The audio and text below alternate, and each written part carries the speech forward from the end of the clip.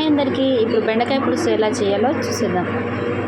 ముందుగానే బెండకాయలు ఉల్లిగడ్డ కోసుకొని పక్కకు ఉంచుకోవాలి. మరోవైపు స్టవ్ వెలిగించి ఒక గిన్నె పెట్టుకొని అందులో మనకి కావాల్సినంత ఆయిల్ మనం పోసుకోవాలి. నేను ఇక్కడ నాకు కావాల్సినంత ఆయిల్లో పోసుకున్నాను. ఆయిల్ సరిపోలేదేమో అని కొంచెం వేసాను. ఇప్పుడు ఆయిల్ వేడెక్కాక కొంచెం ఒక స్పూను తాలింపు గింజలు వేసుకోవాలి.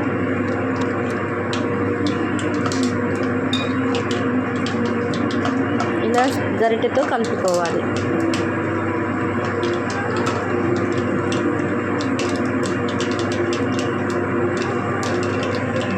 కలుపుకున్న తర్వాత ఇప్పుడు మనం ముందుగా కట్ చేసుకున్న ఉల్లిపాయలను ఆయిల్లో వేసుకోవాలి.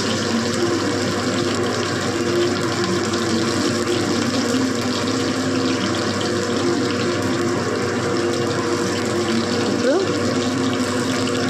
గరిటెతో కలుపుకోవాలి. 2 మినిట్స్ వరకు 2 సెకండ్స్ వరకు కలుపుకోండి చాలు.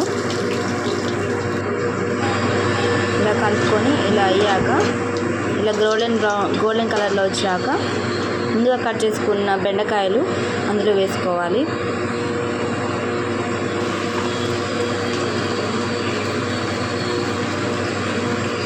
ఇలా వేసుకున్న తర్వాత అన్నిటినీ కలుపుకోవాలి.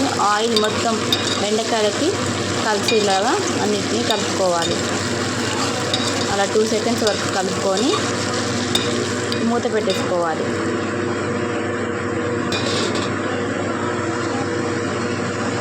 మరోవైపు చింతపండును ముందుగానే ఒక నిమ్మకాయ సైజంత చింతపండు తీసుకొని నానబెట్టుకోవాలి. నానిన తర్వాత వాటిని చింతపండు పులుసు తీసేసుకోవాలి. మీకు ఎంత వాటర్ కావాలో కొంచెం సరిపడిన వాటర్ పోసుకోవచ్చు.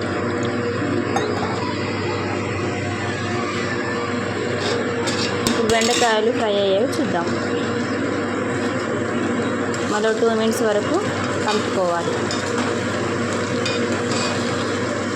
ఇలా కలుపుకోవాలి.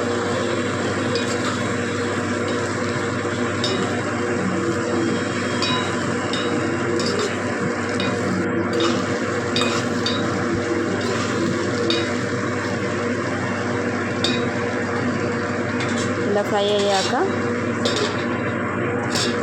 మనం 2 మినిట్స్ వరకు మూత పెట్టుకోవాలి.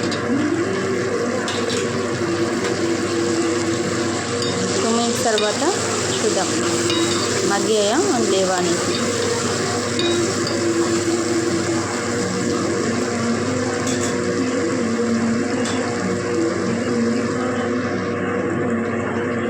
ఇలా మగ్గిన తర్వాత కొంచెం చిటికెడు పసుపు, ఒక స్పూన్ పసుపు తీసుకొని వేసుకోవాలి. నేను ఒక స్పూన్ పసుపు వేసుకున్నాను. 1.5 స్పూను వేసుకొని కలుపుకోవాలి. మొత్తం మిక్స్ చేసుకొని 1.5 స్పూన్ కారం వేసుకున్నాను. ఇక్కడ అందులోనే 2 స్పూన్స్ సాల్ట్ వేసుకోవాలి. ఇప్పుడు మొత్తం కలిసేటట్టుగా అన్నిటికీ ముక్కలన్నిటికీ అంటేటట్టుగా కలుపుకోవాలి.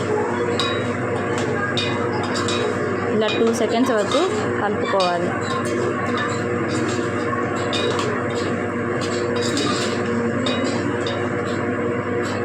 పచ్చివాసన అంతా పోయిందాక కలుపుకోవాలి.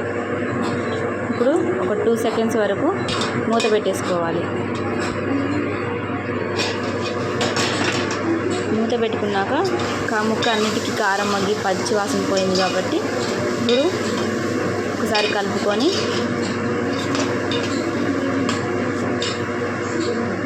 మనం ముందుగా తీసుకున్న చింతపులుసు ఉంటుంది కదా, ఆ చింతపులుసు అందులో వేసుకోవాలి. ఇలా వేసుకొని 1 సెకండ్ వరకు కలుపుకోవాలి.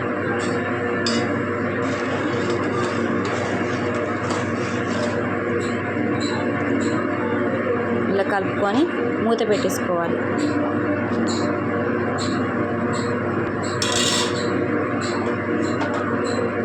ఫస్ట్ టైం మరుగుతున్నప్పుడు జీలకర్ర మెంతి పొడి మీడియం ఫ్లేమ్ స్పూన్ వేసుకున్నాను. ఉంచాలి. ఇప్పుడు మొత్తానికి కలుపుకోవాలి. 2 మినిట్స్ వరకు మీడియం ఫ్లేమ్లోనే ఉంచుకోవాలి. ఇలా చిక్కబడిన దాకా మనం మూత పెట్టుకోవాలి. ఇలా చిక్కబడిన తర్వాత కొత్తిమీర వేసుకొని కలుపుకోవాలి. ఇప్పుడు కలుపుకొని చిక్కబడేంత వరకు మనం మీడియం ఫ్లేమ్లో మరిగించుకోవాలి.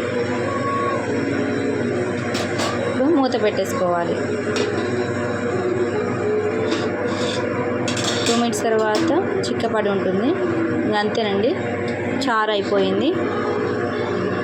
మీకు ఈ వీడియో నచ్చినట్లయితే లైక్ చేసి సబ్స్క్రైబ్ చేసుకోండి. Thank you.